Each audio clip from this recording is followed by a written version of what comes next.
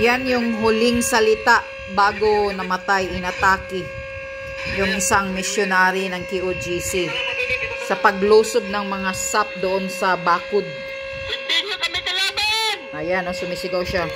Wala kaming baril! Hindi kami kalaban! Doon kayo sa bundok! Nandun ang kalaban ninyo! Doon! Magkaalaman kayo! Mga may anak kami! May mga anak rin kayo! Walang kayong ginagawang matino!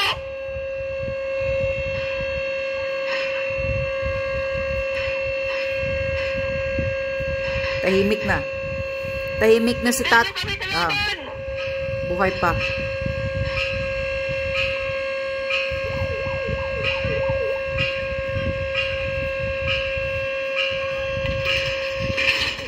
Bong. Tumba na. Yan. Yan ang huling salita bago siya inatake. Hindi nyo kami kalaban. Dahil pilit na pinagsisira at ginigiba ng mga SAP na mga pulis doon sa bakod, sa likod. Andoon kasi siya, nakabantay din.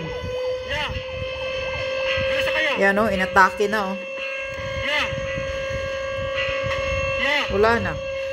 Tabang! Ayan, no? May nakakita sa kanya, biglang natumba.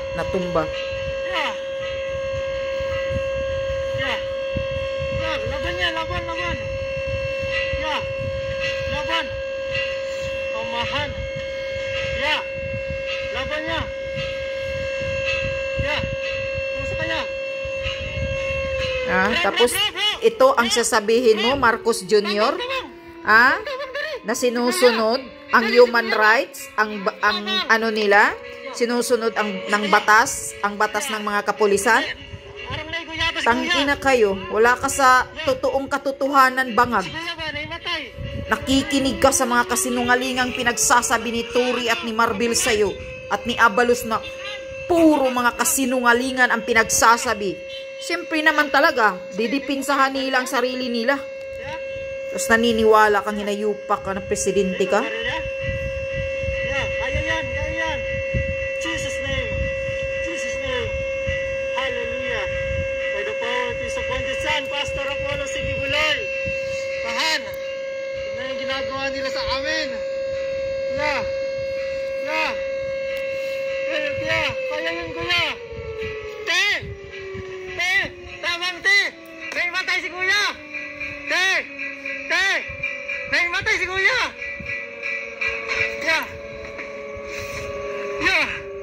Jesus! Naimatay si kuya! Naimatay si kuya! Te, tamang te! Si kuya naimatay! Tapos, hindi pa papapasukin ng mga pulis ang request nila na 911 na sa Davao. Yung mga nag-collapse, na tumawag sila ng 911 tapos nagpadala ng ambulansya doon dahil marami ang nag-collapse dahil yung nakaamoy sila ng tear gas. Nag-request sila kay Basti ng 911 tapos dumating doon, hindi pinapapasok ng mga pulis, hinaharang. Ang ginagawa, pinapalakad yung doktor sa loob. Hindi ba kayo mga walang hiya, mga wala kayong puso, mga gago kayong kapulisan? Naimatay si kuya! Si kuya, bakit?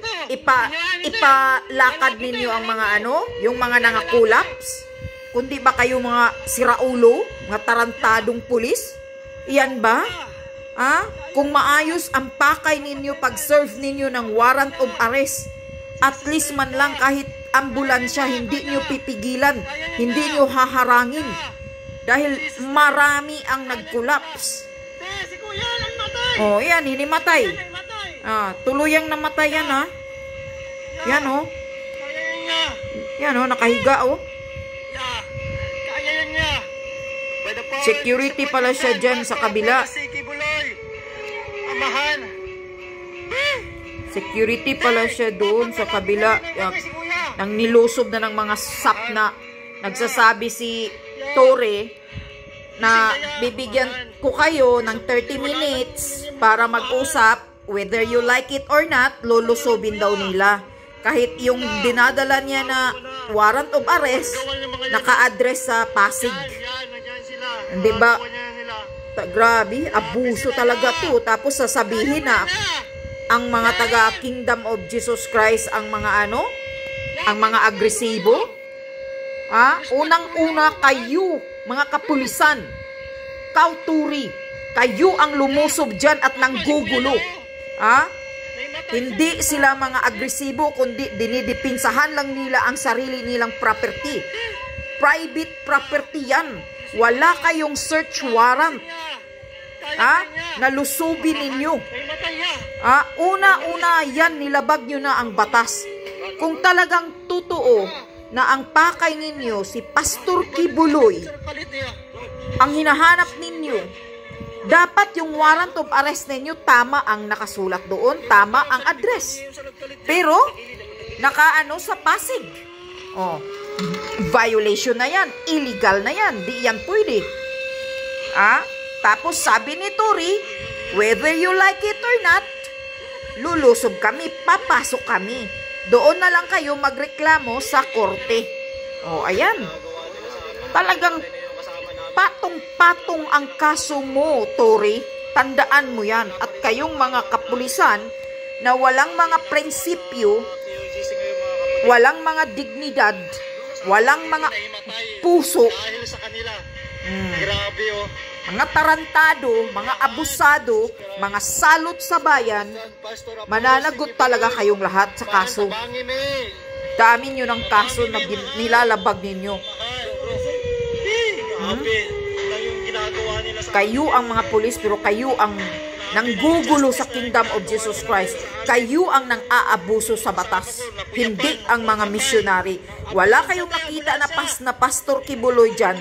Bakit hindi kayo lumayas? Ngayon ipang-ilan na? Pang-8 araw nyo na dyan. Ini-invade nyo na ang Jesus Christ King o KOGC. Kapal ng mukha ninyo. Kaya nakapanggigil na talaga kayo. Ikaw, Marcos, isa ka rin. Tandaan mo. Daming kaso mo. Nahaharapin mo sa human rights sa ginagawa mong ganito. Tang-ina ka. Binibigyan ka,